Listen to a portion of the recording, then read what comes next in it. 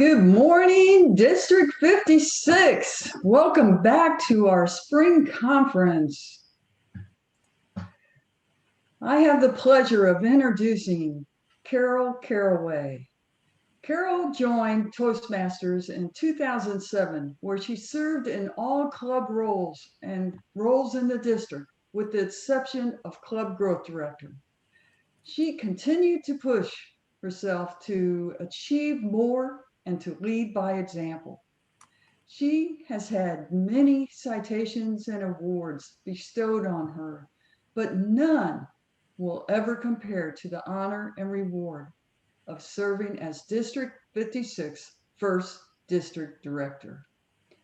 In 2015, she ran for District Director, where she had her biggest eye-opening moment. This is when she realized how much she depended on the members and clubs, and just how much they depended on her.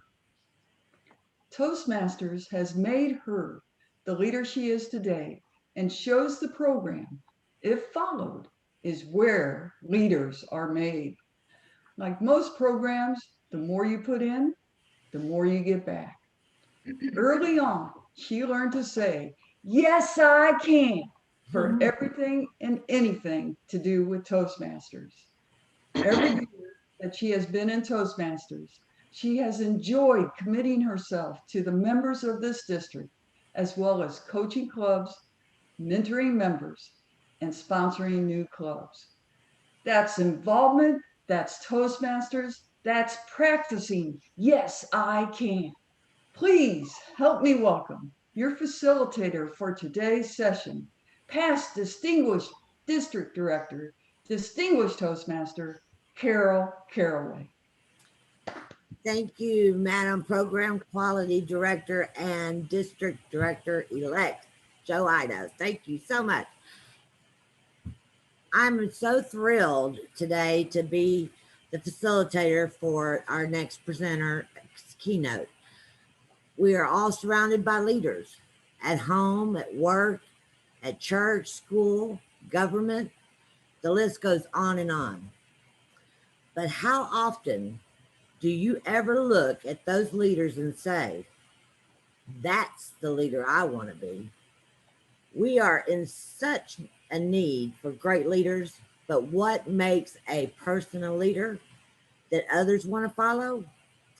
Through the years of observation and leadership experience, past International President Jana Barnhill has noticed there are certain attributes that make all the difference. And she is here to share those with us today. Please help me welcome past International President, Distinguished Toastmaster, Jana Barnhill, with that's the leader I want to be. Welcome, Jana. Thank you so much, Carol. Good morning, District 56. Oh my goodness, what an absolute joy it has been to share this weekend with you, and such an honor to share the stage this weekend with International Director KU, past International President Lark Doley, and all of the other presenters. It's just an honor to be here with everyone. And may I stop right here before I go any further and acknowledge this absolutely amazing conference team. I was visiting a little bit with Carol about this before we came online. And I know Lark, if Lark is listening, she will agree with this. But she and I have traveled all over the world visiting district conferences.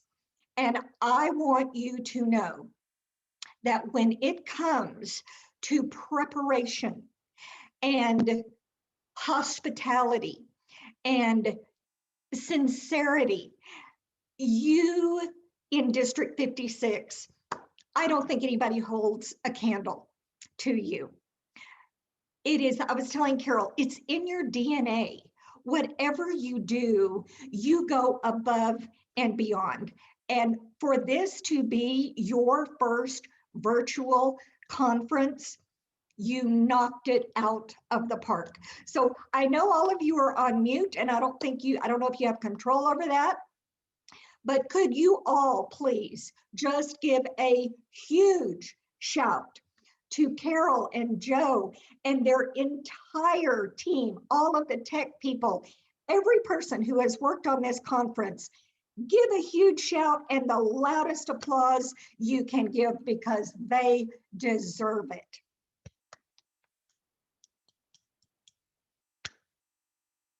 All right, here we are in Toastmasters, where leaders are made. But exactly how does that happen?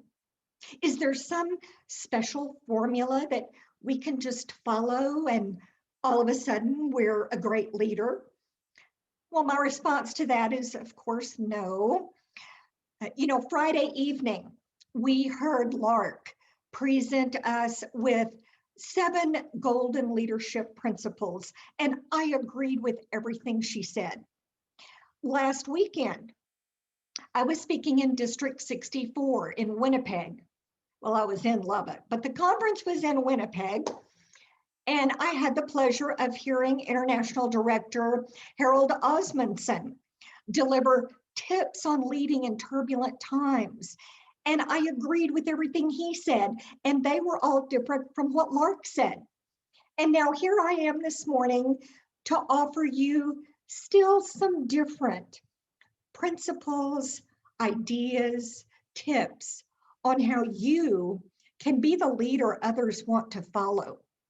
The leader who reaches one, who teaches one, who keeps one.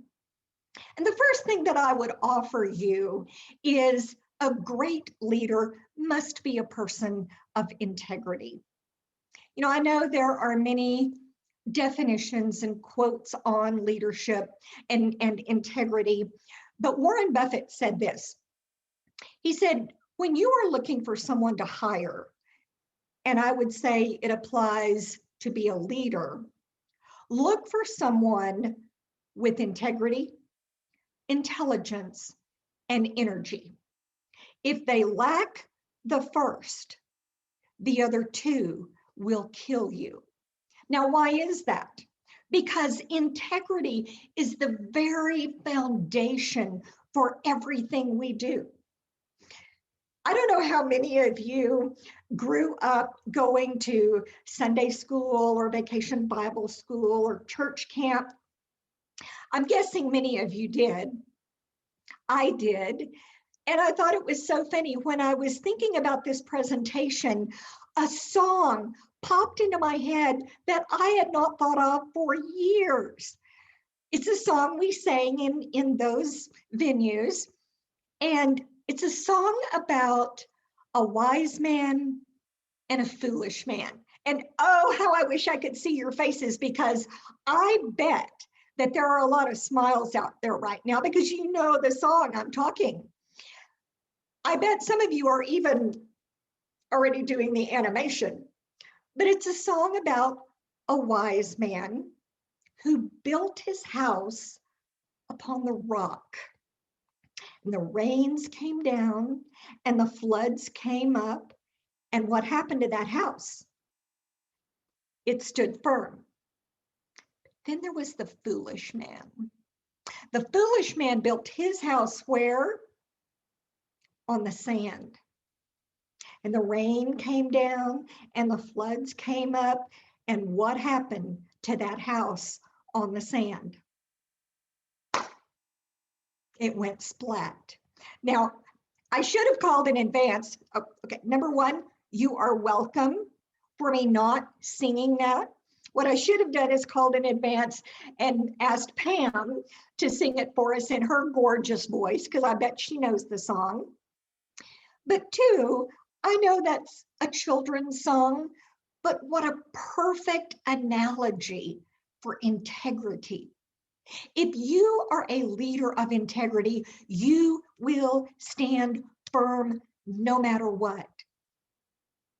But if you lack integrity, you will crumble. Maybe not immediately, but eventually. Because what is part of integrity?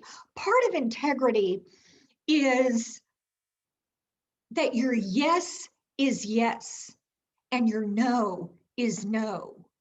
You mean what you say. I thought it was so interesting that at the District 64 conference last weekend, I heard another speaker, and this person is not a past member of our board, but they attend every single international convention. And during their presentation, they actually spoke briefly about the elections in our organization at the international level. And he talked about how over the years he had seen candidates who would say one thing but do another. Now, what happens when we see a leader do that?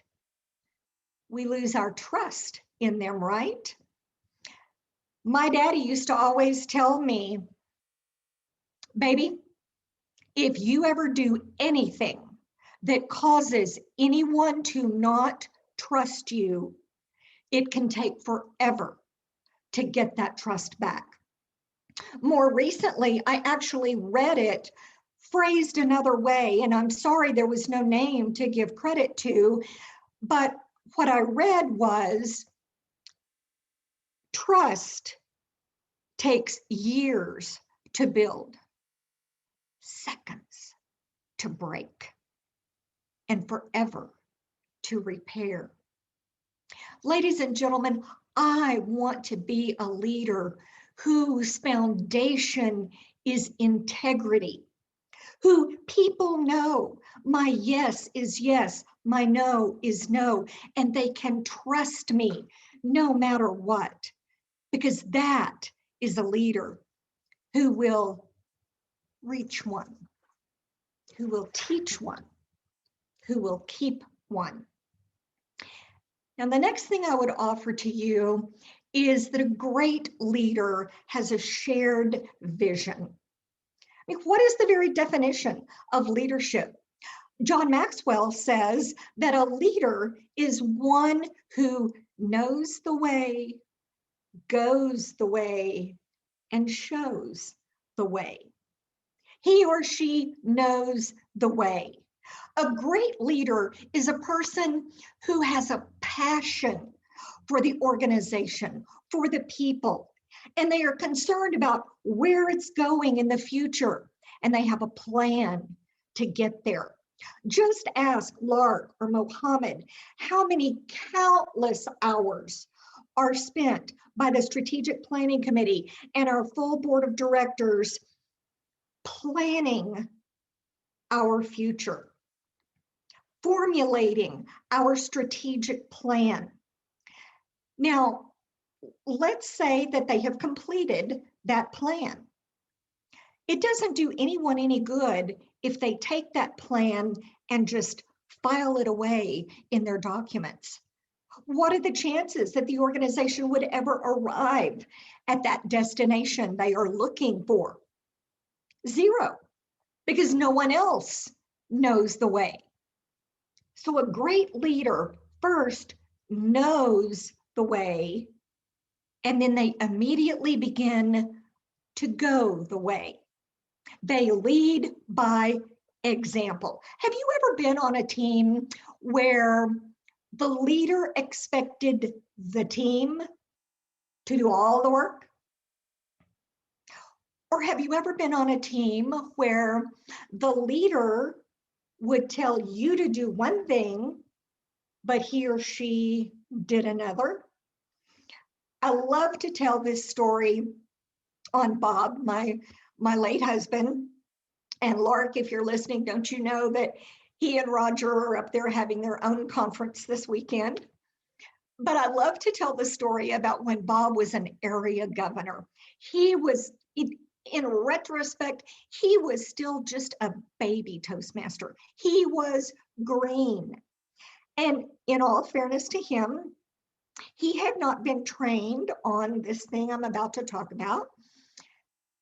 he was getting ready to make his first round of area governor visits. He was about to go to one of the strongest clubs in the district. And he had called ahead and made arrangements to be on the program. And he walked in the door Friday morning at 6:30. And the club president saw him walk in. He walked over, greeted Bob, said, "Hey, Bob, how are you? So glad you're here. Give me your manual so I can take it to your evaluator." And Bob said, "Oh, well, it's not a manual speech."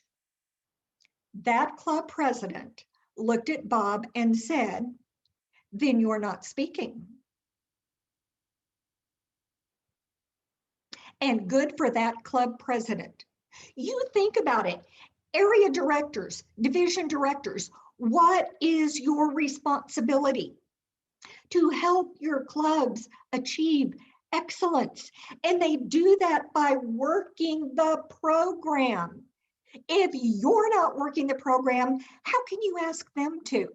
Now, the great thing about Toastmasters and leadership and how we are made is that just like on the communication side, we make mistakes, we receive feedback, we incorporate that feedback, and we do better the next time, right? Same thing in leadership, and that's the same thing that happened with Bob. By the time he reached district governor, he had a plan, a program for his entire executive team. He expected every member of that executive committee to earn at least one educational accomplishment and reward that year. Why? Because that meant they were leading by example. They were going the way.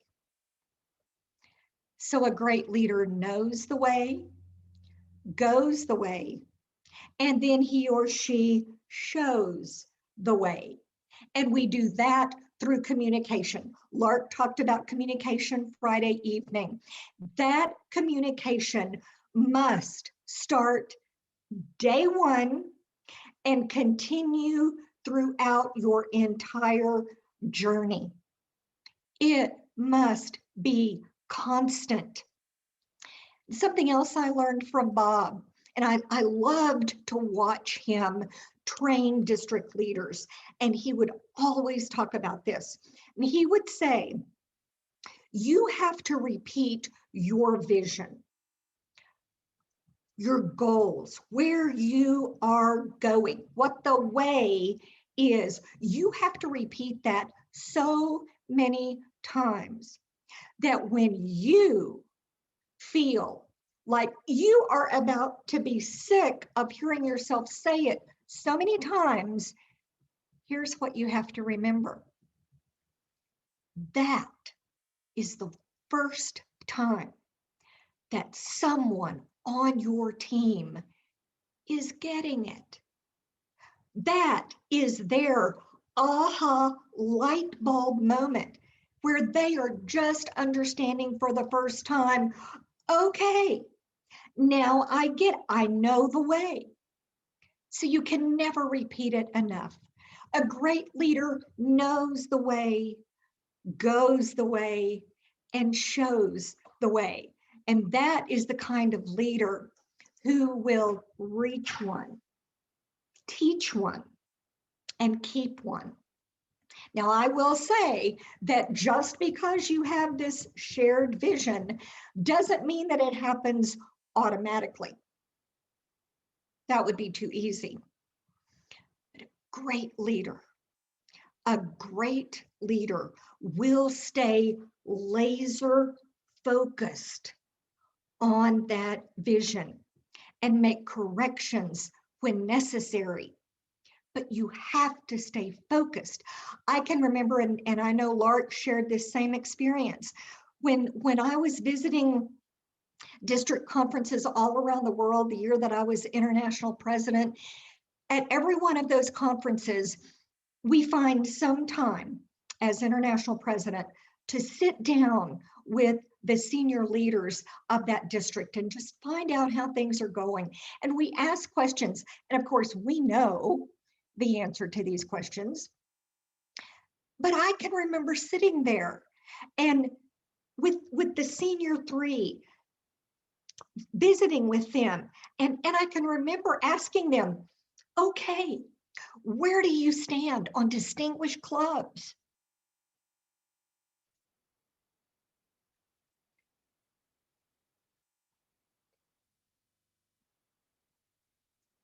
Excuse me a minute. They couldn't tell me. They couldn't tell me. And ladies and gentlemen, sometimes this was at a spring conference when there may have only been 45 days or less in the entire year for them to arrive at their destination, to meet their goals. How in the world, if you, the leader, do not know where you stand, how can you possibly expect your team to, and how can you ever expect to actually arrive at that destination? You know, some of you have heard me talk about my daddy and his love of baseball and how he loved teaching me that sport. I love looking back how many life lessons there were in what he said to me. But one of the things I can remember him saying is, baby, no matter where you are on that field, you never take your eye off the ball. Leaders, we can never take our eye off the ball because we never know where it is going to go. We never know when a curveball is going to be thrown at us, or a pandemic, which is above and beyond a curveball. Just think how our board of directors responded to this pandemic. Just think about how they supported and encouraged this very online format. Can you imagine where this organization would be had they not done that? But they were focused. And this beyond curveball came their way and they made the adjustments necessary. Just think about how they have continued to support the members, how they provided a free virtual convention to every member. You know, you can't just keep working in the same direction when something happens that throws you. Kenichi Ome, a Japanese management consultant and theorist, he said, it does you no good to row harder if the boat is going in the wrong direction. Look at how our board of directors adapted to get that boat back going the way. And I applaud them for that. Now, one thing you do have to realize here is that sometimes the corrections we have to make might not be the most popular decision. Some of you will remember this, some of you won't know a thing about it. But in 2009, this organization was scheduled to have its very first international convention outside North America. We were scheduled to go to Sydney, Australia, and those Toastmasters were so excited about that. Now, whether you were a Toastmaster or not, how many of you remember what happened to the economy in 2008? right. We were thrown a curveball. And I can still remember gathering together with the executive committee and sitting around that conference table, having a very crucial, very painful conversation. And I was the one who had to make that call. I was the one who had to tell that host conference chair and those district officers who had been working so hard for over a year to bring us all to them. I was the one who had to say, I'm so sorry. It can't happen. But we have to remember as leaders, we are not here to always do the popular thing. We are here to do the right thing for the good of the entire organization. I want to be a leader, ladies and gentlemen, who, even when thrown a curveball, can make the adjustments necessary and do what is best for the organization, because that's the type of leader who will reach one, who will teach one, and who will keep one. But no matter what, whether things are going as well or better than you ever expected, or you have been thrown a curveball, a great leader will always be positive. Have any of you ever been around someone who is negative all the time? They complain about this, they whine about that, they gripe about this, they moan about that. They are never satisfied with anything or anyone. Please hear me when I tell you, when you see those people coming, run. Run. Because they will suck the life right out of you. John Steinbeck once wrote, "A sad soul," and I wholly believe that you could substitute negative for sad. A negative soul will kill you faster than a germ. So true. So true. John Maxwell once said that a leader's followers will catch on to their attitude before they catch on to their actions.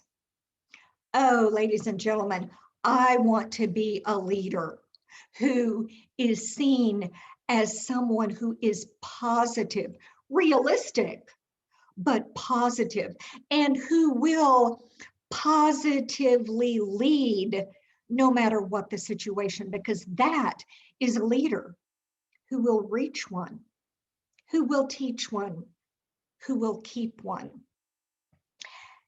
And again, no matter what the situation, a great leader is someone who will show respect at all times to everyone. Show respect to who? All people. When? All times. I don't know about you. Sometimes I just feel like we're living in a rude world.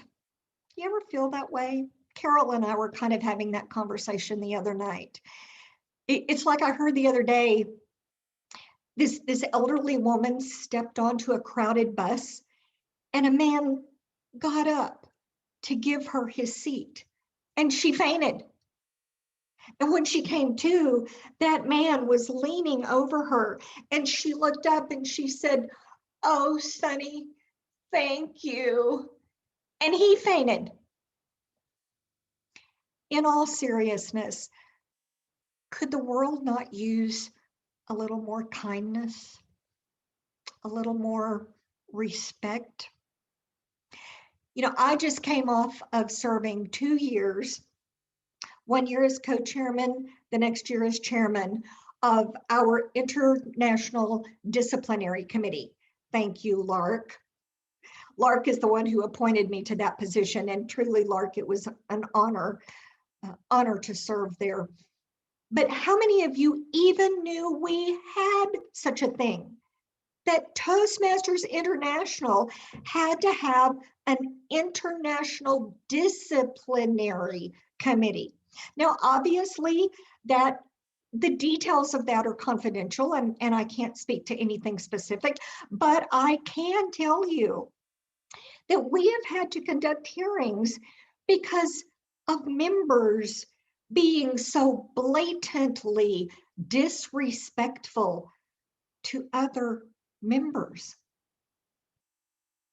Ladies and gentlemen, that should break your heart, especially considering the fact that respect is one of our core values. I want to be a leader who can respect other people. Dave Willis once said, "Show respect to everyone, even when they don't deserve it." Not as a reflection of their character, but as a reflection of yours. I want to be a leader who can show respect to everyone at all times, whether we agree or not, because that is a leader who will reach one, who will teach one, who will keep one. And finally, ladies and gentlemen, I would leave you with the fact that a great leader is someone who has the right motivation. Past International President Pat Johnson and I were having this conversation just the other day, and we were talking about the fact that a person's motivation, especially a leader's motivation, always comes out. Why are you in the position? Is it because you want the title? Because you want prestige? Because you want credit? Or are you a genuine leader who is there for the right motivation? Because you have a passion for that organization, a love of the people, and you are there to do the right thing at the right time. In his book, Good to Great, Jim Collins writes about the level 5 leader, which is someone who is a great leader and there for all the right reasons, the right motivation. And he uses a window mirror analogy. And he says that a level 5 leader or a great leader always takes full responsibility for any failures and gives all credit for all successes. Using that window and mirror analogy, he went on to explain that a great leader, back up, a leader with the wrong motivation, okay? Leader with the wrong motivation. When things do, sometimes we succeed in spite of the leader. When a leader with the wrong motivation just so happens that they do arrive at the destination they were hoping, when that happens, that leader goes to the mirror. He looks in that mirror and he says, look what I did. Aren't I good? But if they go wrong and they don't reach their destination, the leader with the wrong motivation will go to that window, open that window, look out to his team or her team and say, you did this. This is on you that we failed. And I have seen that happen more than I care. But a great leader, a leader with the right motivation. When things go wrong, that leader goes to that mirror and looks in it and says, what could I have done differently? But when things go right and that team crosses that finish line that they were aiming for, the leader with that great motivation, the right motivation, goes to that window, opens it up, looks out at her team and says, look what you did. We could not have done this without you. Thank you. This is your victory.